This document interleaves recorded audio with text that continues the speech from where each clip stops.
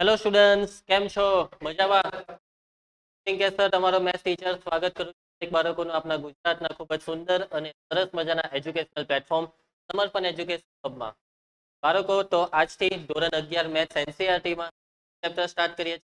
Chapter number 11 પ્રિયાંશીઓ નહીં સાંકવો. ધ્યાન આપને. ચાલો ચાલુ કરીએ. પછી બધાનું ધ્યાન બોર્ડ પર જ હોવું જોઈએ. બસ મારા શબ્દ પર મગજ તમારા કાને બસ ખાલી મારા શબ્દ જ સંભળાવવા જોઈએ, કઈ નહીં સંભળાવવું જોઈએ. તમારી નજરને બસ ખાલી હું જ દેખાવો જોઈએ, બોર્ડ પરનું જ દેખાવું જોઈએ, કઈ નહીં દેખાવું જોઈએ. બરાબર છે? હું આ શું આના કાન ગયા?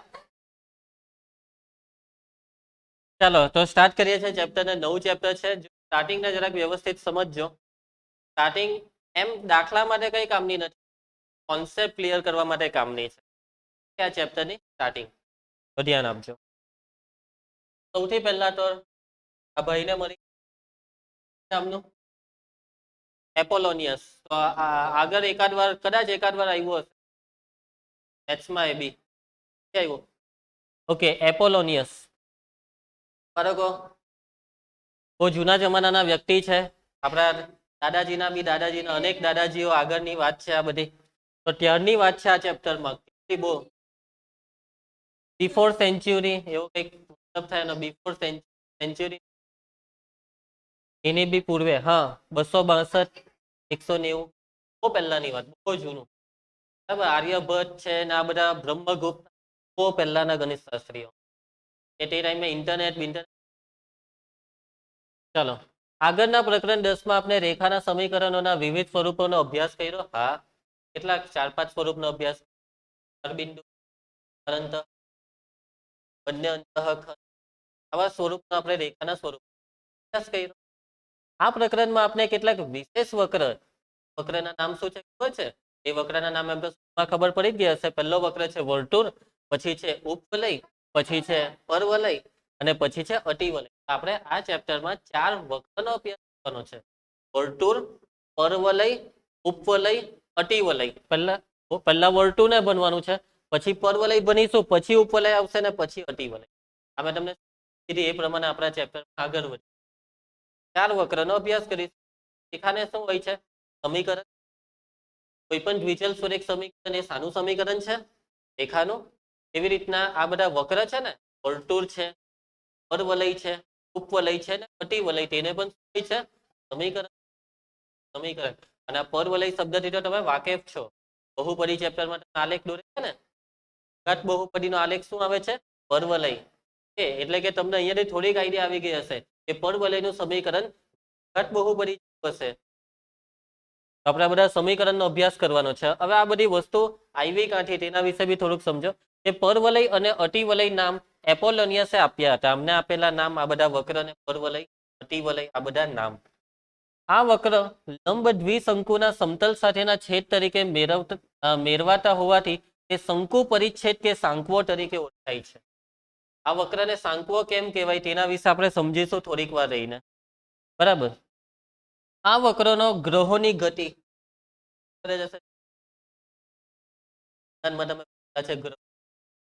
ગતિનો માર્ગ તમને ખબર છે ને? કયો માર્ગ હોય? ઉપવલય. ગ્રહો એકદમ સર્ક્યુલર ગતિ, પ્રોપર ઉપવલય બનાવે. એટલે કે ઉપવલયનો અભ્યાસ કરવો આપણને ગતિનો ખ્યાલ આવે કે કયા સમયે કઈ એક્સેટ્રા એક્સેટ્રા બધો અભ્યાસમાં જ. એટલા માટે આપણે આ વસ્તુ એટલે કે ગ્રહોની ગતિ પછી ટેલિસ્કોપથી તારાઓને આજે પ્રકાશનું કિરણ થઈ એક જે વળાંક લઈને પ્રકાશનું કિરણ સીધી રેખામાં ગતિ કરે. અવકાશમાં જાઓ અવકાશ સુધી, તેમાં વાતાવરણ ધીમે જારું નીચે પાતળું હોય કે જારું હોય? જારું હોય ને ઉપર જતા જતા પાતળું થાય. એટલે પ્રકાશનું કિરણ રેખામાં જ ગતિ કરે જો શૂન્યાવકાશ હોય તો. પરંતુ આ માધ્યમમાંથી જેમ જેમ પસાર થાય ને તેમ વાંકું થતું.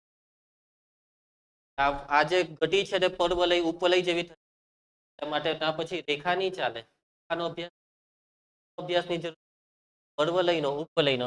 એટલે ટેલિસ્કોપના જ્યારે ઉપયોગ થાય જે તે જગ્યાએ, જે તે ગ્રહોની અથવા તારાઓની, ત્યારે પછી ડીશ એન્ટેના તમારા ઘરે લાગેલી હશે, તમારા ઘરે જે ચાલે તેમાં DT, Tata sky, Airtel TV બધા કેટલાક તો આ બધાના જે સિગ્નલ છે તે પેલો ડીશ આકાર તો તમે જોયો, એ પરવલય કહેવાય. પરવલય આકાર રાખવાનું બી આ કારણ છે કે સિગ્નલ કેચ કરી. આ ગોલ હોય, એ ગોલમાં બી આમ કવટો હોય ને, એ 3D પર. ચાલો પછી ફ્લેશલાઇટ આપણી બાઇકની લાઇટ, ફ્લેશલાઇટ, એમાં પણ પરાવર્તક વાહનોમાં હેડલાઇટ ફ્લેશલાઇટમાં પણ આ બધા વક્ર આવે છે. ચાલો, અને તમને કદાચ ખબર કેટલાક ઓપરેશનોમાં બી આ બધા વક્રો અભ્યાસ કરવા, કેટલાક ઓપરેશન હોય છે કે બાયોલોજી વાળાને નહીં, મેથ્સના લીધે બાયોલોજીનો. હવે આ દુનિયામાં નથી જે ઓપરેશનમાં પણ આ વક્રો સાધન કેવી રીતના, જે સાધનો હોય, એક એવું સાધન છે જેનું નામ તો ત્યાં, હવે અમુક ઓપરેશન કરવાથી એ સાધન છે ને તે ખબર ને તો બળની નીકળે તો બધો નીકળે તો કચરો એને કરવા માટે હા ભાઈ હું તમને કેવા સમજાવવા ઉપર લઈ આવે ને ત્યારે સમજ. ચાલો તો બાળકો ચાલો શંકુનો પરિચ્છેદ. શંકુ તો તમને ખબર જ હશે કેવી આકૃતિ, આકૃતિ. એક્ઝામ્પલ તરીકે આનું એક્ઝામ્પલ આપી શકો, આઈસ્ક્રીમનો કોન ખાધી હશે, ટોકર પહેરે ટોપી. નોર્મલી આ બે એક્ઝામ્પલ તમને યાદ આવી જાય શંકુ વાત હોય તો. નાના જણા ખાવા તમે લેતા હોય તો એક મસ્ત કાગળ વિતારીને આપે શંકુ. આ બધા આકાર શંકુ 3 ડાયમેન્શનમાં હોય છે. ચાલો હવે અહીંયાથી વ્યવસ્થિત સમજજો. હવે તમારે છે ને કે જે કંઈ પણ તમને સમજાવવામાં આવશે તમારે ડાયમેન્શનમાં કલ્પના કરવી,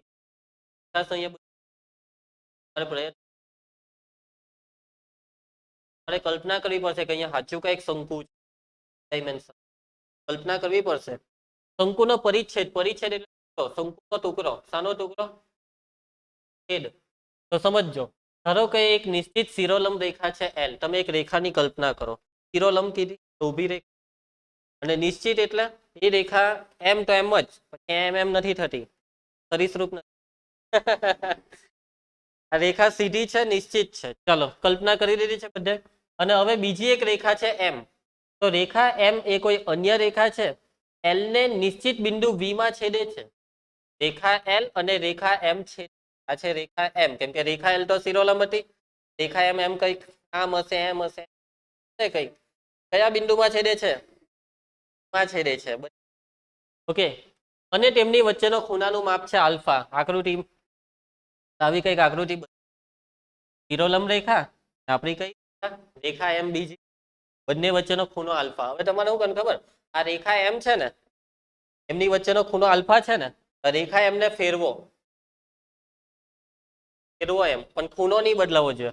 આ રેખાને ફેરવો, રેખા એમને ફેરવી. તમે કલ્પના કરી, તમે રેખા એમને ફેરવી તો શું બન્યું?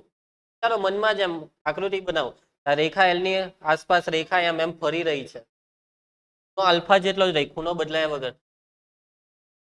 પર કઈક એમ બને, પર કઈક આવો આકાર બને, નીચે બી એવો જ.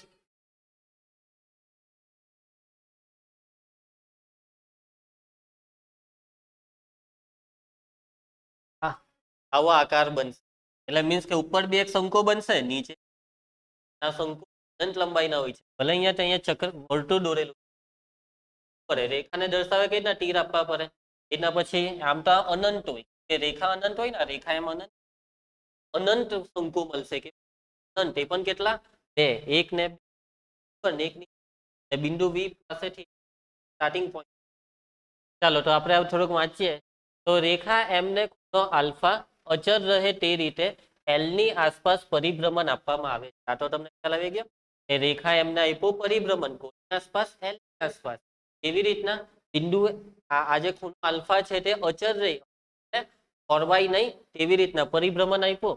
તો આ રીતે સર્જાતી સપાટીને દ્વિફલકી લંબવૃત્તીય પોલો શંકુ આ રીતે જે શંકુ ફલકીય એટલે બે તરફ ફલક બંને તરફ છે આ જે ભાગ છે ને આ ભાગ વક્ર ભાગ એને ફલક કહેવાય ફલક કેટલા ફલક છે શંકુ પાસે બે આને કહેવાય દ્વિફલકીય અને પોલો પોલો જોઈ ને કઈ નાખેલું હોય તો પોલો એટલે અંદર કઈ નથી આજે આ ભાગ બધો છે ને તે પોલો શંકુ ચાલો અને આપણે તેનો સંદર્ભ શંકુ તરીકે લઈએ હવે આને આપણે શંકુ શંકુ બોલીએ દ્વિફલકીય શંકુ શંકુ આવે એટલે હવે તમારે આવી આકૃતિ યાદ કરી દે બરાબર છે હા બેવ જ આ ચેપ્ટરમાં આવા શંકુનો વ્યાપ બંને દિશામાં અનંત શંકુ જે શંકુને આપણે સંદર્ભ તરીકે વ્યાપ વ્યાપ એટલે એની કીર્તિ એની જે એની કીર્તિમાન ક્યાં સુધી એ વ્યાપ્ત છે ક્યાં સુધી ફેલાયેલો છે બંને તરફ બંને દિશા બિંદુ વી આ જે બિંદુ વી દેખાય છે ને તેને શું કહેવાય શંકુનું શિરોબિંદુ માથું શંકુનું માથું એક એના પછી રેખા એલ આ જે રેખા એલ છે ને તેને કહેવાય શંકુનો અક્ષ રેખા એલ શંકુનો અક્ષ છે શંકુ આના પર છે આ રેખા એલ વચ હશે અક્ષ કહેવાય તો અક્ષ એના પછી આ રેખા એમ ને કહેવાય સર્જક રેખા કઈ રેખા કહેવાય સર્જક રેખા રેખા એમ ને તેની કોઈ પણ સ્થિતિમાં શંકુની સર્જક રેખા કહે છે એની સ્થિતિ તો ફેરવાયા જ કરે છે ને આપણે કહેવાય શિરોબિંદુ શંકુને બે ભાગમાં વિભાજિત કરે છે અને તે પ્રત્યેક ભાગને ફલક કહેવાય આ ઉપરનો ભાગ અને નીચેનો એક છે ફલક તો ફલકને ઇંગ્લિશમાં કહેવાય નેપ્સ ચાલો હવે આપણે શંકુનો કોઈ સમતલ સાથે છે ચાલો આટલી વસ્તુ આજે આખી વાતચીત થઈ વાત આવી એક સમતલ હવે કોને એન્ટ્રી કોઈ આવ્યો શંકુની લાઈફમાં આવ્યો બરાબર છે જો દેખાય છે આ ભૂરી પટ્ટી જેવું સમતલ એટલે તમે કોઈ પણ સપાટી કાગળ લઈ આ લોકોએ સમતલ ને કઈક આવી આકૃતિથી દર્શાવેલું છે હવે એ સમતલ ત્યાં શંકુ કાપે છે કાપશે જ સમતલે શંકુને કાપશે જ પછી તમે કહેશો સમતલને એમથી રાખો ને કાપશે એમ જશે પેલો બી એમ આવશે કપાઈ જશે સમતલ એમ સીધું રાખશે તો બી આ તો એમ આવશે જ ને એમ રાખવું છે એમ તો બી કાપશે જ ને એમ રાખે તો અહીંયાથી કાપશે એમ રાખ એક તો રાખવું પડે ધીમે ધીમે આખી ગેમ આવશે બરાબર એટલે અહીંયા જે સવાલ ટૂંક સમયમાં મળશે આ તો ખાલી એક એક્ઝામ્પલ છે કે રાખ્યું એમ કઈ કામ રાખવું પડે રાખી દીધું ઈચ્છા થાય એમ રાખવાની તો એમ રાખી દે એમ 90 નો ખૂણો મને ઘણા એવું વિચાર લેવો 90 નો ખૂણા પર જ માની લેવામાં આવે તમારા દ્વારા એટલા માટે થોડું આંસુ રાખે એ કોઈ બી ખૂણે હોઈ શકે હવે છે રામા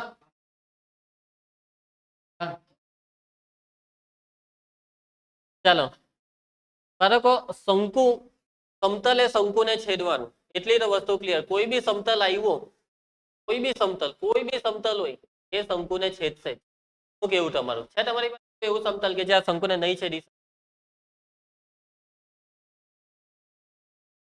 તો બાળકો શંકુનો કોઈ સમતલ સાથે છેદ લઈએ એકદમ વચોવચ લેવું છે એકદમ વચોવચ તો અહીંયા આ બિંદુ આગળ છે છેદ છેદે એનો મતલબ કે અડે છે કે સમતલે શંકુને અડે હવે કેટલા ભાગમાં અડે જો હું માની લો કે ધાર્મિક આવી રીતના ધાર્મિક ને અડી શકું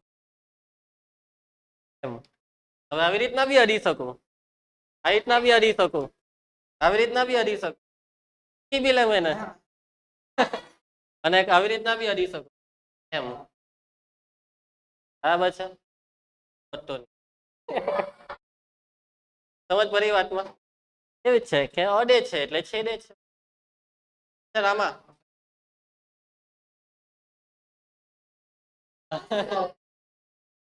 ચલો ક્લિયર.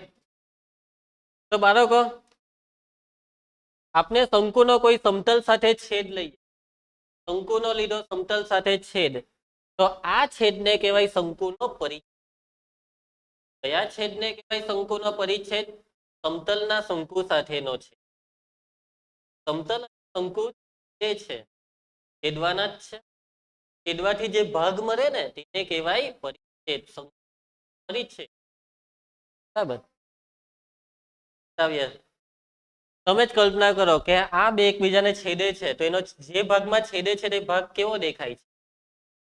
તમારી 3D ઇમેજિનેશન એક સમતલ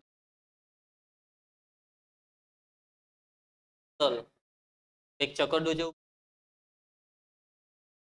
હે ને, તો શંકુ ને પેલું સમતલ એમ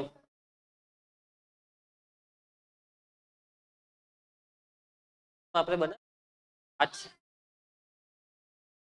હા આ છેદમાં તમે કેવું શંકુને કાપી કાઢ્યું એ હવે તમે કાપ્યો ને એટલે એક સમતલ જ કાપ્યું કહેવાય. પણ કેવો એમ ગોલ ચકરડું એ વર્તુળ બન્યું હતા. તમે હવે જો તમે ઘરે છે ને કોન લેજો, આજે લઈ આવો આઈસ્ક્રીમ વાંડાથી 20 નાખો. હા કોન લેજો. હવે જો તમે કોન ને તમે એમ જમીન પર મૂકો ને પછી બેઠો આરો કાપો તો ઉપર વર્તુળ બને, પણ ક્રોસમાં કાપો ક્રોસમાં તો ઉપર વર્તુળ નહીં બને, વલય બને. ફરી બસ હવે એ જ બધી વાતચીત છે. તો બાળકો આ રીતે મળતા વક્રને સાંકવો કહેવાય. કેમ આ બધા વક્રને સાંકવો કહેવાય? અહીંયા તમને કેટલાક વક્ર મળશે. આ વક્રને સાંકવો એટલા માટે કહેવાય કેમ કે શંકુ પરથી વક્ર મળ્યા. સાંકવો શંકુ પરથી મળતા વક્ર એટલે આ ચેપ્ટરનું નામ ક્લિયર? કેમ સાંકવો? હા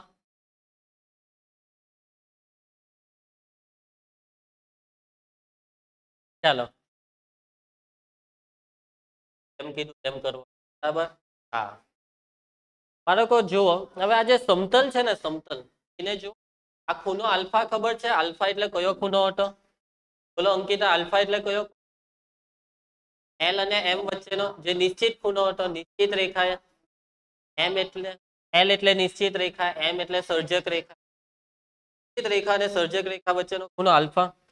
હવે આ સમતલ પણ નિશ્ચિત રેખા સાથે કોઈ ખૂણો બનાવે છે. આ લોકોએ નામ શું આપ્યું? હા તો બાળકો જ્યારે શંકુનો સમતલ સાથે છેદ લઈએ ત્યારે સમતલે શંકુના અક્ષ સાથે બનાવેલ ખૂણાને આધારે આપણને જુદા જુદા સાંકવો મળશે. આ ખૂણાને આધારે જુદા જુદા સાંકવો મળશે. અક્ષ સાથેનો શંકુની અક્ષ એટલે વચ્ચેની લીટી, સમતલનો શંકુના અક્ષ સાથેના ખૂણા પરથી આપણને સાંકવ મળશે. શું મળશે? સાંકવ એટલે કે સાંકવો હોય ને એક. ચાલો જુદા જુદા સાંકવો મળશે. ધારો કે સમતલ શંકુના શિરોલંબ અક્ષ સાથે બીટા ખૂણો બનાવે. ઓમ સમતલે શંકુની અક્ષ સાથે કયો ખૂણો બનાવ્યો? ક્લિયર છે આટલું? તો આમ શંકુનો સમતલ સાથેનો છેદ કાટો શિરોબિંદુ બને અથવા શંકુના શિરોબિંદુથી ઉપરના અથવા નીચેના ફલકમાં મળે. આ સમતલ શંકુને તો અહીંયા બે વિકલ્પ. કયા બે વિકલ્પ ખબર? કાં તો સમતલ શંકુને એક બિંદુમાં છેદ, અને જો એક બિંદુમાં છેદે સમતલ ક્યાંથી છેદે છે? એક્ઝેક્ટ અહીંયાથી છેદે તો એક જ બિંદુ મળશે. ઉપરના ભાગેથી છેદે નીચેના ભાગેથી ઘણા બધા બિંદુઓનો સમૂહ, એ જ સમૂહની હવે વાત કરીશું.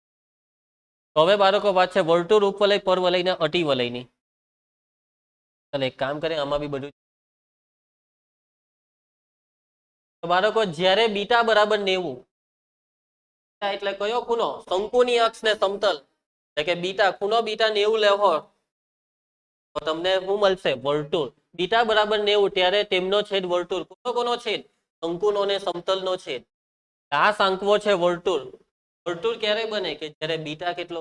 90. હવે આ જો બીટા છે ને, અત્યારે બીટા એ આલ્ફા કરતા મોટો આલ્ફા કરતા મોટો, આલ્ફા કરતા નાનો લઘુ કોણ છે?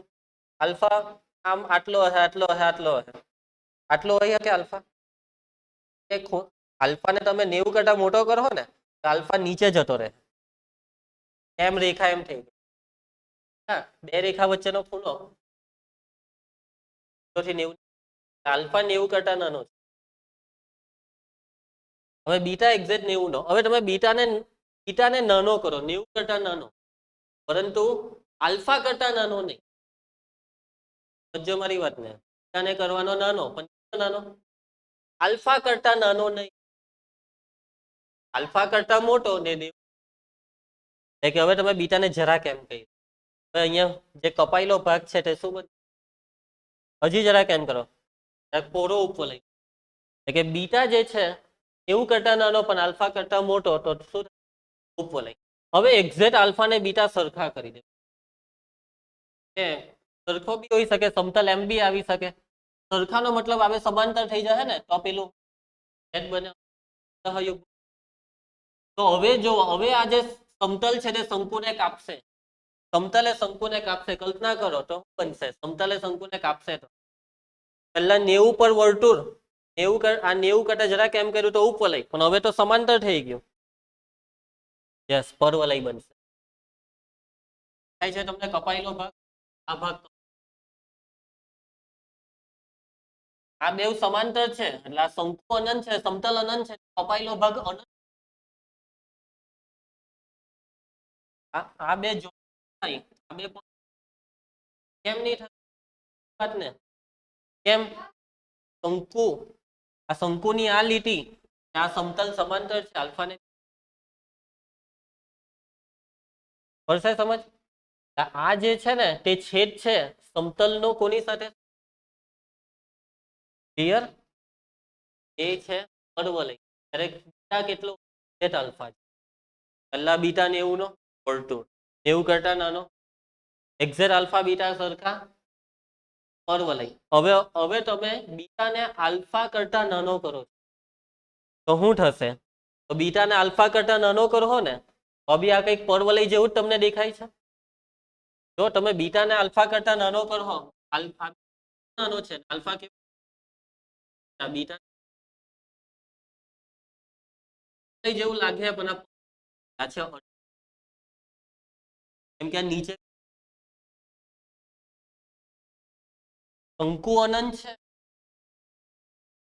કે આ બીટા ખૂણો આલ્ફા કરતા નાનો હોય તો આ સમતલ શંકુને ઉપરથી બી, અહીંયા કેમ બે બાજુથી નીચે રહે? કેમ કે આ સમાન સીધે તો ઉપર કાંટો નીચે, ઉપર કાપે કાંટો નીચે, કાંટો ઉપર કાપે કાંટો નીચે, એટલે એક જ ટુકડો પડે તો પરવલય, અને બે ટુકડા પડે તો અતિવલય.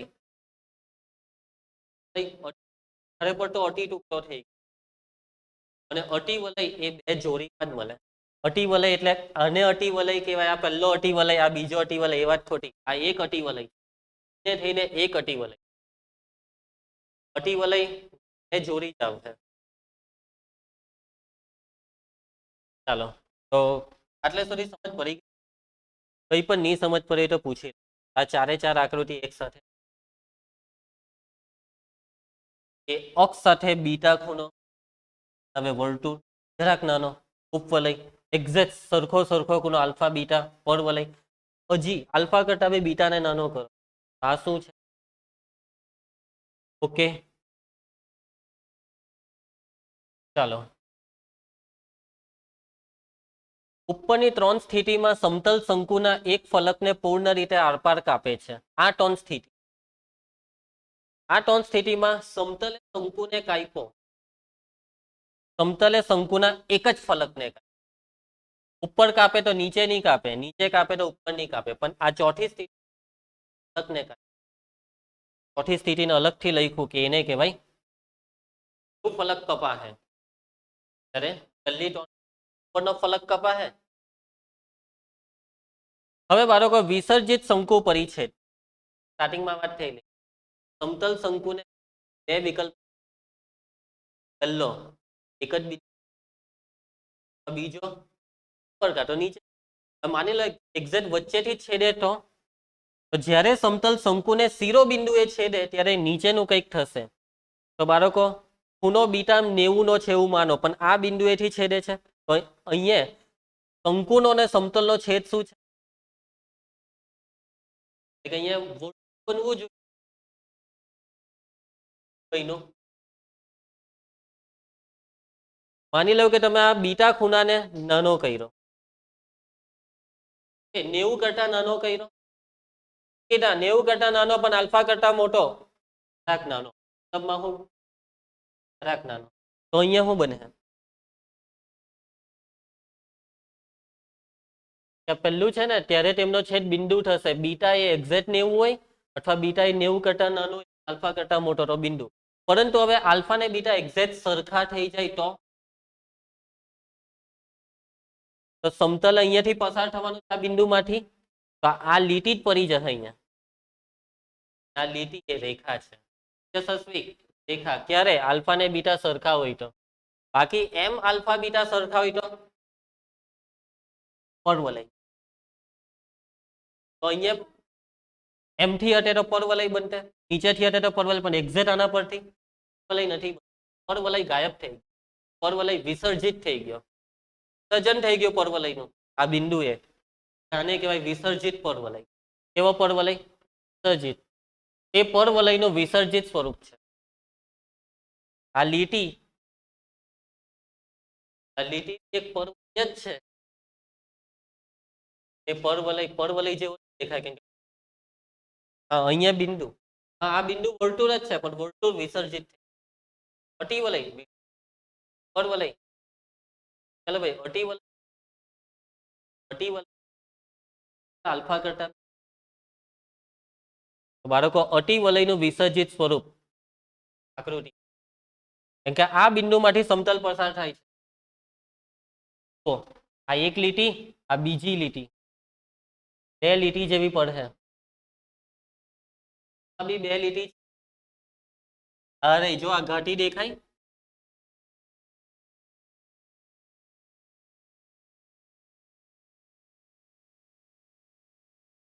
રહીશ આપો મને. અટિવલય જે છે ને, તમે ખૂણો બીટા, હવે તમારે 3D માં વિચારવાનું. આ શંકુ તો બીટા છે ને આ લીટીની બહુ નજીક છે. નાનો નો મતલબ બહુ નાનો નજીક. તો તમે જ વિચારો સમતલ.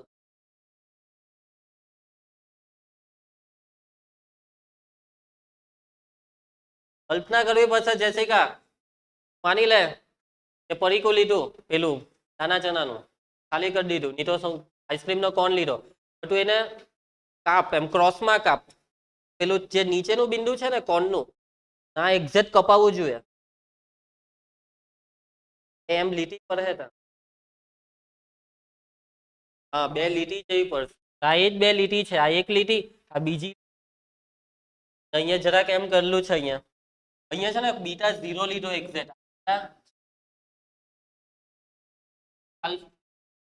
આલ્ફા એક્ઝેક્ટ વચ્ચેથી કાપી કાઢ્યો. આમાં વચ્ચે તો છે, એક્ઝેક્ટ વચ્ચેથી જ કાપી કાઢ્યો. પછી એ શંકુને જોવાનું. ત્યારે બી તમે કરી શકશો. એમ બે એમ ત્રિકોણ જેવું લીટી. ચાલો ક્લિયર બાળકો.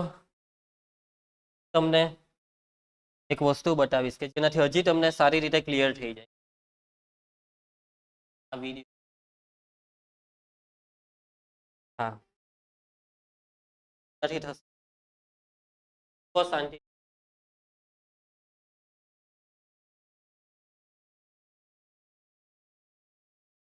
આ શંકુની અક્ષ રેખા, એમની વચ્ચેનો ખૂણો. જો આ ફેરવ્યું, રેખાને ફેરવી, બરાબર. આ ફલક છે એના, આ બે શું છે? ફલક. આ શું છે? બિંદુ. બિંદુ વર્ટેક્સ ઇંગ્લિશમાં. આ સર્જક રેખા, આને કહેવાય જનરેટર. પછી આને શું કહેવાય? શંકુની અક્ષ, એક્સિસ.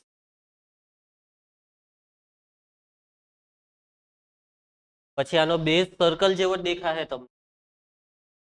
કેવા માંગે છે અહીંયા 90 નો ખૂણો. જેવો બેઝ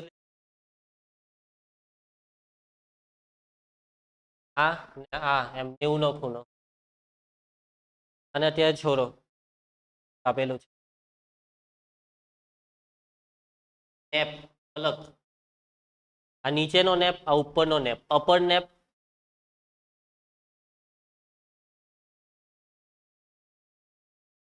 અપર નેપ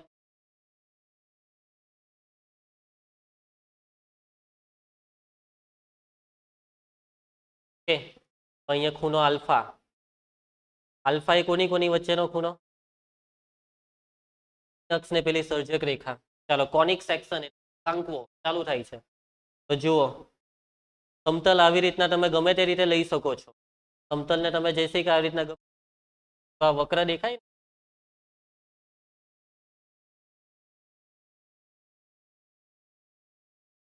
કોણ વર્તુળ બન્યો આ હું બન્યું ઉપવલય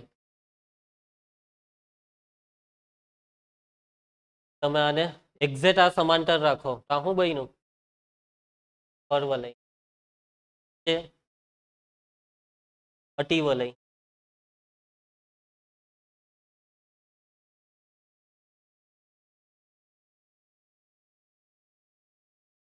બાળકો બીટા ખૂણો પેલો ખૂણો બી એટલે બીટા આ એ એટલે આલ્ફા બીટા ખૂણો નાનો છે તો એટલું કે એક્ઝેક્ટ 90 નો ખૂણો આ વર્તુળ જો ઉપરથી બતાવ્યું એમ વર્તુળ એમથી જો તો પાછું ઉપર લઈ જેવું લાગે એટલે ઉપરથી પછી હવે હરખા પેરાબોલા એટલે પરવલય આલ્ફા ને બીટા એ થઈ જશે તો સરખો એટલે આ બે સમાંતર આ જે છે તે જ આ એ જો આ લોકો બતાવે કપાયેલો ભાગ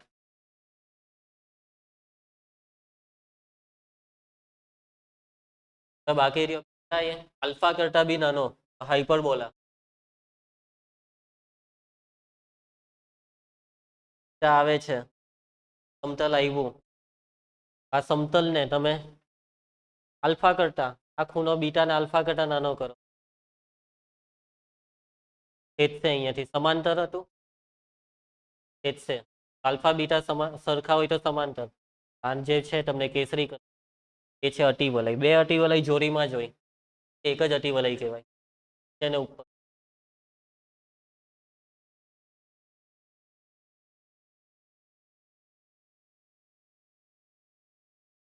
ડીજનરેટ કોનિક્સ સર્જિત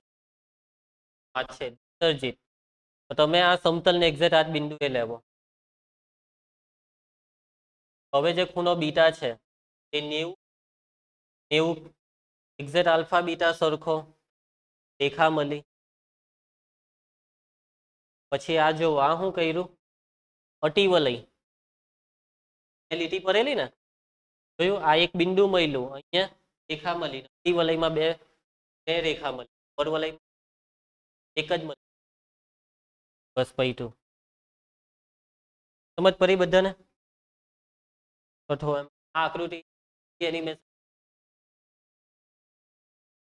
અને આટલી જેટલી વસ્તુ ભઈ ના તેમાંથી પરીક્ષામાં કઈ પૂછાવાનું મને પ્રોપર સમજ શું છે સાંકો શું છે ચાલો તો કાલથી આપણે ટોપિક ચાલુ કરી ઓકે કાલથી મેઇન દાખલા ચાલુ થશે પહેલો ટોપિક બી ચાલુ થઈ જશે તે ચાલુ બી થઈ પતી બી જશે એક લેક્ચરમાં 1 થી 2 સ્વાધ્યાય એક સ્વાધ્યાય પતશે ચાલો મળીએ આપણે આવતીકાલે